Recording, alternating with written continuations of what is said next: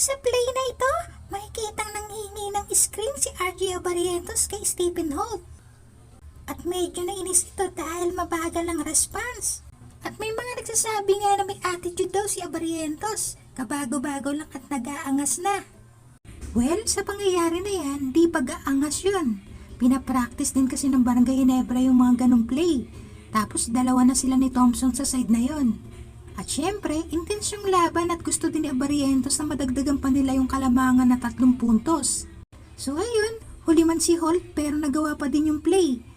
Tapos si Thompson naman yung mag-i-skin kay Jefferson para malibre sa 3 si Brownlee.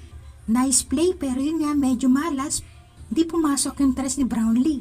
Kaya sa mga nagsasabing mayabang daw si Abarientos at si Holt pa pinili na pinagmamadali mag-screen at hindi si Thompson na mas malapit sa kanya. Ayan po yung sagot. Ayan po kasi yung play na pinapractice namin sa ganyang sitwasyon. Kaya masasabi ko na magaling talagang sumusunod si RJ sa mga play na pinapractice namin. No hate, tapos na yung laban, may mananalo at matatalo. At deserve din talaga ng token text yung panalo na yun. Kasi talaga ayaw na nilang paabutin ng Game 7.